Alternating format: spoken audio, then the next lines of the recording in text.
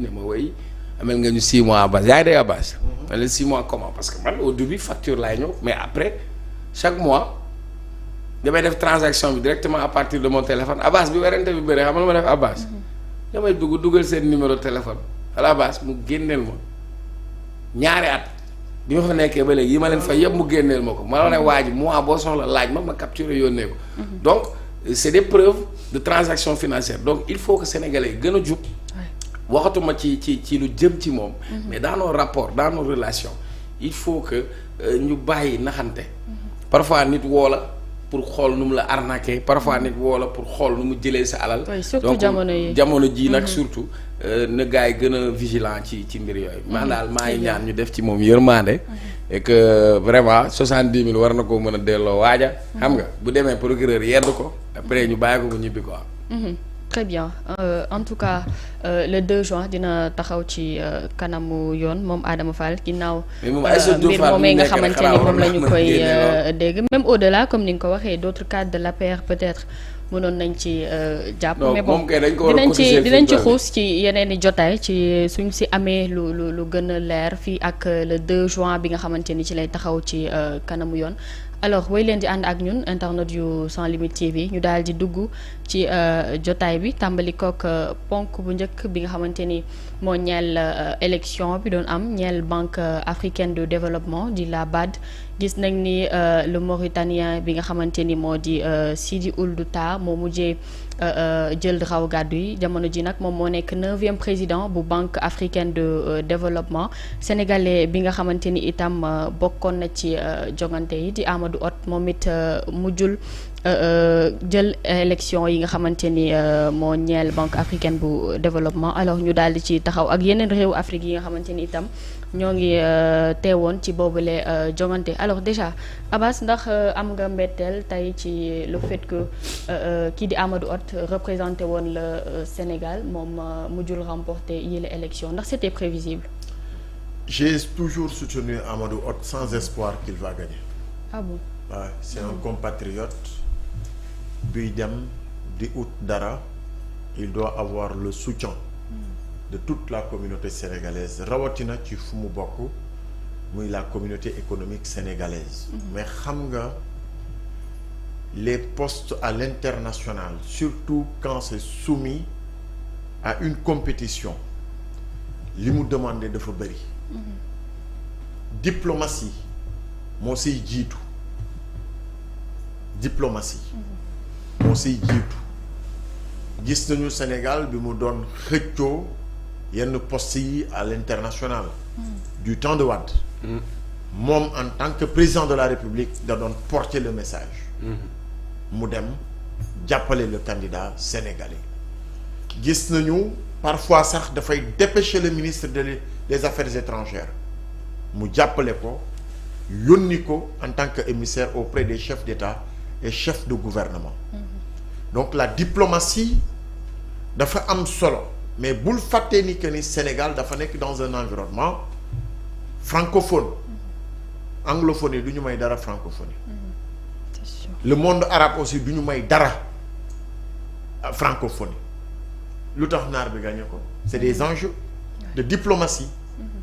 moom mi nga xam ne moom mooy Sidi Ould Tah moom la ñu fal. donc tu es sûr et certain que ki fa nekkoon il a été porté par les anglophones. le Nigérian oui le Nigérian. donc ñoom bu ñu jëlee ba pare dañuy jéem a créer beneen dynamique pour que affaire bi bañ a revenir de si vite et de très tôt aux francophones.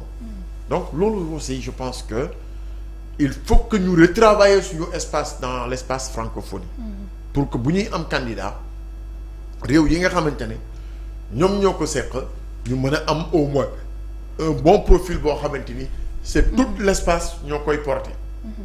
maintenant pourquoi j'ai dit c'était sans espoir parce que certainement peut-être teelu say jóg pour que mu mën a am adhésion convaincre effectivement les autres chefs d'État et chefs de gouvernement pour son éligibilité mais l'un dans l'autre je pense que Amadou Hott il a une brillante carrière. Et un excellent profil. Et puis lii je peux dire qu'il a perdu un peu la bataille, mais il lui reste la guerre. te loolu gëm naa ni les défis qui se posent à lui ñoo ëpp. bat nag instrument la bu mag boo xamante ni ci wàllu koom-koom day taxaw réew yi te loolu moom bu fa nekkoon en tant que sénégalais day wane ni que ni Sénégal amaat nañu beneen ndam au plan institutionnel dans le continent. Mais c'est pas la fin du monde. Il n'a qu'à retravailler mu continuer taxaw baay bi mu amoon. jëm ci wàllu koom-koom il a encore sa place. Il a encore un bon vent boo xamante ni mën na ko def ma di ko encourager bu baax.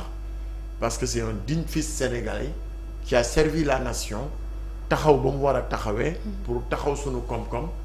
et qui aujourd'hui on parle des défis économiques. On parle énormément de plans pour le redressement économique du Sénégal. Je pense qu'il peut orienter sa réflexion à compter de ce jour sur ces chantiers pour que mu permettre Sénégal mu gën a renforcer son assise au plan économique et social. Mais c'est un talent sénégalais, c'est un talent africain. Il peut vendre aussi ses capacités et ses compétences dans d'autres institutions. te loolu laa gëm. Très bien Cheikh Oumar Talla selon yow faay bi fan la nekk ba tax tey Sénégal jëlul raw gàddu gi présider la BAD. waaw mais d'abord Abbas, tu me permets de faire un coucou à mon grand frère Cheikh Nia, son excellence nga xam ni il est admis à la retraite année bi. Il a été l'ambassadeur du Sénégal aux Nations Unies. Il a été l'ambassadeur du Sénégal aux États-Unis, il a été l'ambassadeur du Sénégal en Afrique du Sud. Quelqu'un qui a plus de 30 ans d'expérience dans la diplomatie sénégalaise maa ngi koy tooñ sax naa ko grand yow doo retraité. parce que tey expérience yu mel noonu soxla nañ ko pour que au moins ñu mën a accompagner parce que fekkee nañ ay défis yu bëri. surtout que tey àdduna bi am na yeneen enjeu yoo xam ne daf ci laxasu y a des enjeux géostratégiques et tey économiquement aussi dafa am beneen configuration boo xam ni moom moo am. Ensuite Amadou Hott moi je l'ai découvert Abbas ñu ne yëmbal la dëkk banlieusard le gars génn am fu mu jaar il a été ministre sous Macky Sall aussi mais passage am yàggul noonu. mais mu bàyyi une bonne impression. Et ensuite il a un excellent profil moi je crois que hormis la BAD il peut même apporter beaucoup de choses pour son pays et ce n'est pas la première fois que doomu Sénégal di illustré wu au niveau international. Il y a nu mu tudd Ablaye Diop bi nekkoon ministre des finances dem na au niveau international. Le Sénégal a été toujours un petit pays mais grand par ses hommes mais grand par sa diplomatie. Donc nag ce n'est pas la première fois Sénégal dem wuti. ne ni daaw Abdoulaye Bathily am na yoo xam ne doon na ko wut c'est à un certain niveau tey Amadou Hott su demee amul il faut ñu def diagnostic bi d'abord. Abbas comme li nga wax. tey am na fu ñuy toll foo xamante ni njiitu réew mi moo laa la jàpp fi walla Abbas mooy jàpp sa loxo. jaay la def lobbying bi dox ci. wax ci mais tey. Sénégal porte na sa candidature il a été reçu par le président de manière symbolique et puis moom bi mu paree remercier na le président de la République parce que le président de la République porté na sa candidature mais tey diplomatie dafa am loo xam ni ça se passe dans les couloirs mais beneen bi fii diplomatie poche la. c'est-à-dire ñi am koom-koom. ñoom ñooy am ay voix. donc soo xoolee configuration wu BAD bi Abbas.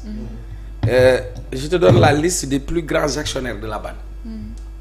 qui reflète un peu la diversité mais surtout le poids économique. Donc le plus grand actionnaire de la BAD c'est le Nigeria. Celui qui vient en deuxième ce sont les États-Unis. Troisième Égypte. Quatrième Japon. Le cinquième plus grand actionnaire c'est l'Algérie. Après tu as l'Afrique du Sud en sixième position. Après tu as le Maroc septième position. Ensuite Allemagne ñëw huitième position. Canada ñëw neuvième position. Côte d'Ivoire ñëw dixième position. Maintenant su fekkee ni Côte d'Ivoire Alassane Ouattara premier ministre dem na fa actuellement mais tey bu fekkee Alassane Ouattara le poids de la Côte d'Ivoire du point de vue économique dafa dem soutenir la candidature du Mauritanien c'est un avantage.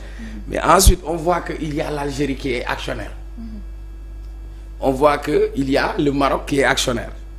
yaa ngi gisaat l'Égypte qui est actionnaire. donc déjà boo xoolee configuration boobu rek di nga comprendre que un peu fan la balance bi di pencher. D'abord du point de vue on a le Maghreb. La Mauritanie est à cheval entre le Maghreb et le Sahara donc il y a d'autres réalités yoo xam ni dafay nekk ci suuf mais comme Abbas comme tu as dit c'est une candidature boo xam dafa ñëw ci benn moment de transition régime buy jeex.